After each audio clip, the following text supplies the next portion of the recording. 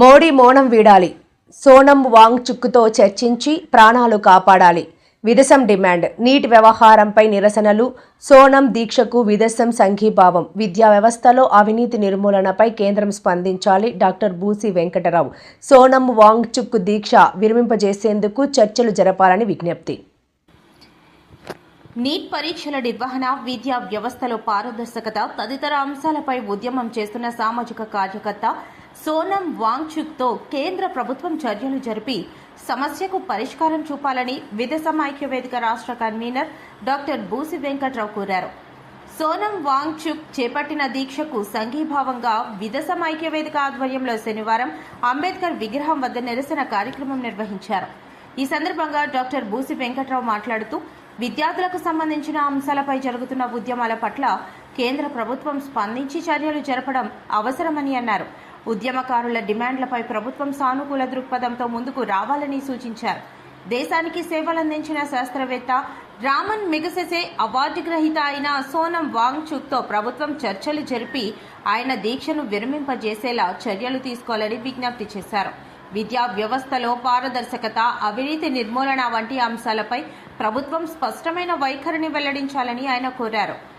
జాజి ఓంకార్ అధ్యక్షతన జరిగిన ఈ కార్యక్రమంలో సోడా దాసి సుధాకర్, బూల భాస్కర్ రావు, కొత్తపల్లి వెంకటరమణ, బస అప్పలరెడ్డి, వసంత రాజేంద్ర ప్రసాద్, ఎద్దు బాలకృష్ణ, కోర్మాటి చిన్నారావు, గోడి వెంకటేశ్వరరావు, రేవడి కృష్ణ, గుడివాడ భాస్కర్ రావు, పావడ సన్యాసిరావు తదితరులు పాల్గొన్నారు.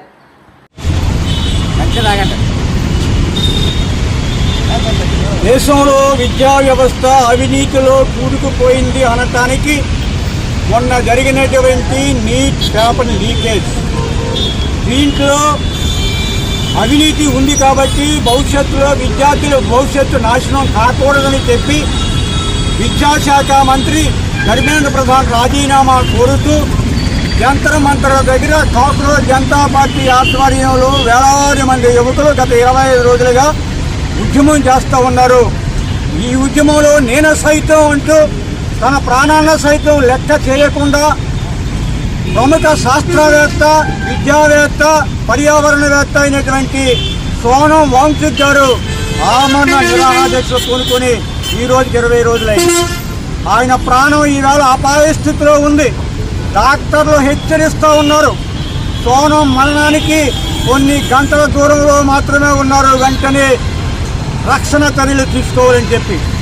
కానీ ప్రభుత్వం సైలెన్స్గా ఉంది. మోడీ మౌనంగా ఉన్నారు.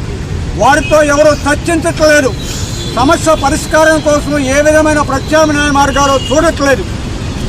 కాబట్టి ఈవేళ ఈ విశాఖ వేదికగా విదేశం ఐక్య వేదిక ఆధ్వర్యంలో ప్రొఫెసర్లు, విద్యావేత్తలు, విద్యార్థులు, దళిత సంఘాల నేతలు అందరూ మేము డిమాండ్ చేస్తూ ఉన్నాం.